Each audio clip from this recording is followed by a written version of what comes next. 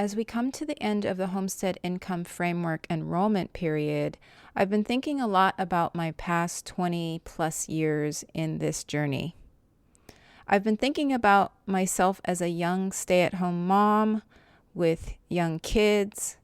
I remember wanting to contribute to the household income because in order for my husband and I to have money set aside for emergencies or being able to go on vacation or saving for the future, I had to work. This is the Homesteading for Beginners podcast, and I'm Mona Weathers, your homesteading mentor and coach. If you desire to establish a solid foundation for your homesteading journey, then you are in the right place. I'm here to show you how, in a way that is healthy for you, your family, and your community. I'll share stories from the past 20 years of my own journey and offer you actionable steps you can take to start and maintain a healthy homestead. Throughout the years, I've had different types of jobs that have filled that income need. On-homestead income streams enabled me to use my hands to be creative and gave me a real sense of accomplishments because it was a tangible thing. Off-homestead income streams enabled me to be out there in my community serving others. I really cherish the times I've had to step out of my comfort zone to actively pursue community. And my online ventures included everything from graphic design to paid blogging gigs, and in recent years, creating and selling my own digital products. I remember when I started my online income stream, I discovered blogging was a way I could make money for my family. It felt perfect at the time because I could do it from my home. At the time, I had a young little, I think when I started, she was only a couple years old, my youngest. I remember my setup too. I had a laptop sitting on my kitchen island, and I'd played music to get me in the mood for work. One specific song I remember, and I don't know why I remember this one so much because it's not really like an upbeat song, but it was the song Gravity by John Mayer. I would listen to that song as I was working on that kitchen island.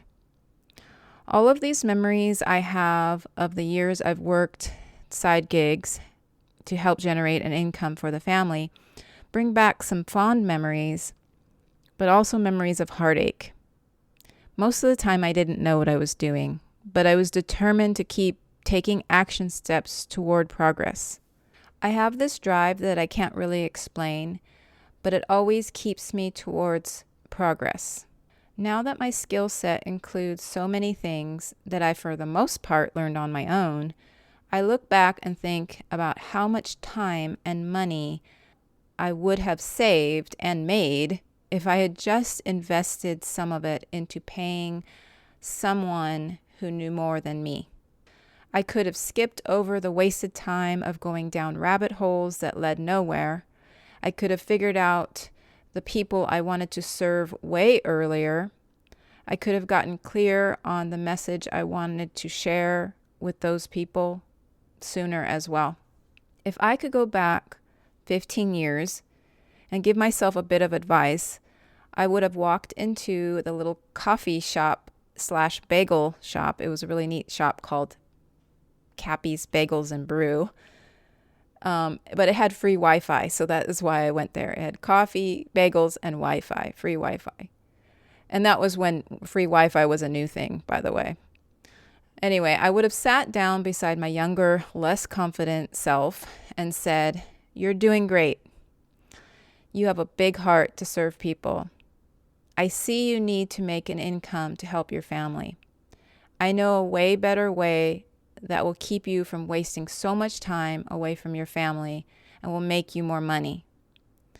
Now, more than likely, if that actually really happened, I would have looked at that grayish-haired lady and thought she was crazy. But I would have been wise to follow her advice.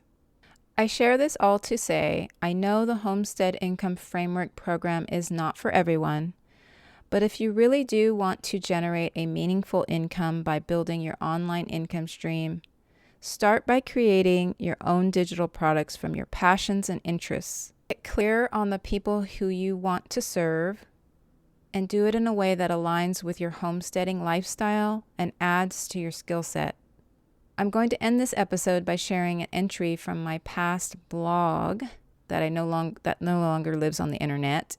It was originally the Healthy Homesteading blog, but before I deleted it, I downloaded the whole blog into a PDF book. So from time to time, I go in there and I look and I read my past entries.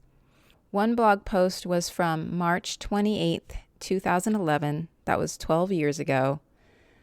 I was asked to guest host a podcast. Okay, this is before podcasts were even really podcasts, and I have no idea where this thing was hosted. It must have been some sort of website. And I hadn't realized until I looked at it just now that it was Kendra from New Life on the Homestead, which is a blog that had been around for a long, long time. And at that time, she was a very active blogger. She's the one that asked me to guest host this podcast. And I don't think she has a podcast anymore. I'll have to look it up.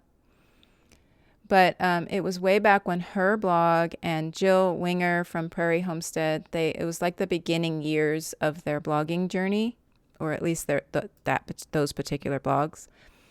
And I was in the circles of these people is why I was asked.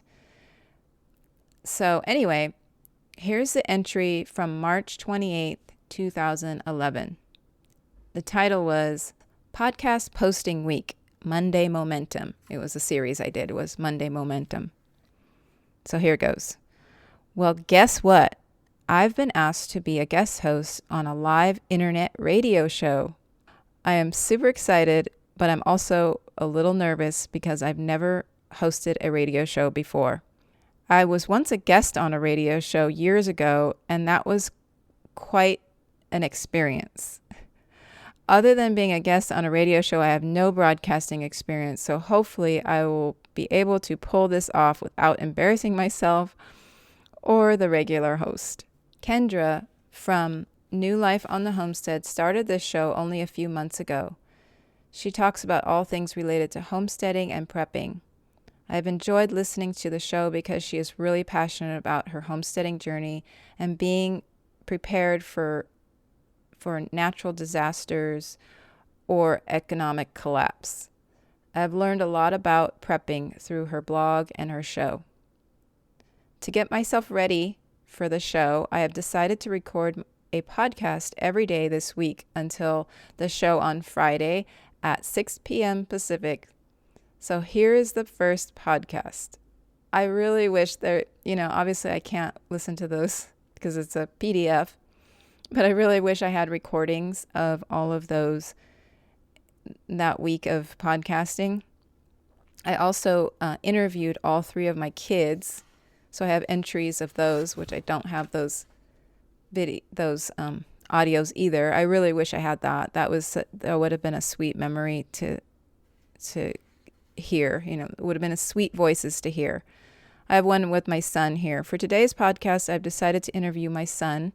I was actually surprised he was willing to be interviewed. It's a short interview, and he was very honest. Listen, and you'll find out what a 15-year-old really thinks about healthy eating. So that was interesting. And then I have my daughter, my oldest. When I started this podcast post week, I didn't realize I was going to be interviewing all three of my children, but I'm sure glad I did. It's been so much fun. Today I interviewed my oldest daughter, who is currently a college student living away from home. I miss her terribly, but I'm very proud of her choices she has been making as a college student. These are just very interesting little posts. I have a few more posts about how it turned out and all that kind of stuff. But this is just to say that I am not new to podcasting, but I have, honestly, I don't even know what, I used to record back then. I think it was just a Logitech, little mic that wasn't actually a real mic. So it's really interesting to think back. But I hope you enjoyed my little walk down memory lane. I really think it's important to look back and think and see how far you've come and how much you've grown. And I certainly have grown a lot over those past 12 years.